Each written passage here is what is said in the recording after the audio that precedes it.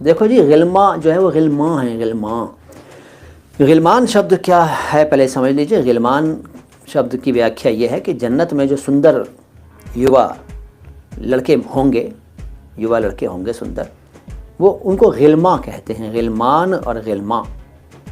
ठीक है, ये तो धार्मिक व्याख्या हो गई इस शब्द की। बाकी मंजूर शब्द का अर्थ होता है स्वीकृत। राजेश कुमार आए हैं, सर नुक्ते वाले अल्फाज बोलने का तरीक़ा बताइए, बोलने में दिक्कत होती है। बिल्कुल नहीं होगी राजेश साहब, जब आप हमारे पुराने वीडियोस, पिछले वीडियोस देख लेंगे। हमने नुक्ते वाले शब्दों पर बहुत सारे वीडियो बनाए हुए हैं।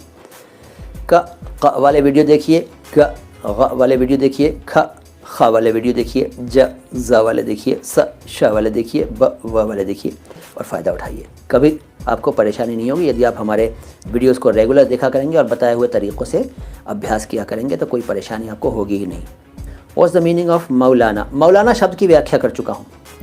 मौलाना शब्द के बारे में विस्तार से बता चुका हूँ, पुराने वीडियोस देख लीजिए। शॉर्ट में ये बताता हूँ कि मौलाना शब्द जो है वो वास्तव में तो अल्लाह के लिए, ईश्वर के लिए, खुदा के लिए है, लेकिन अब इंसानों के लिए चलता है।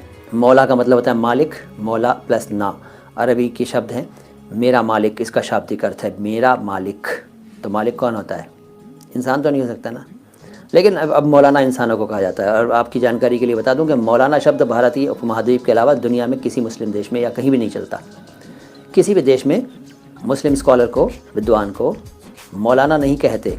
हाँ, इंडिया में कहते हैं, पाकिस्तान में कहते हैं और इंडियन सब कॉन्टिनेंट के सभी देशों में कहते हैं। और जहाँ जहाँ हमारे इस इंडियन सब हमारे इंडियन सब कॉन्टिनेंट के लोग गए हुए हैं, वहाँ उन्होंने मौलाना शब्द प्रचलित कर दिया है। ज़्यादा जानकारी के लिए वो वीडियो देखिए मेरा, जिसमें मैंने मौलाना शब्द को डिटेल में बताया है।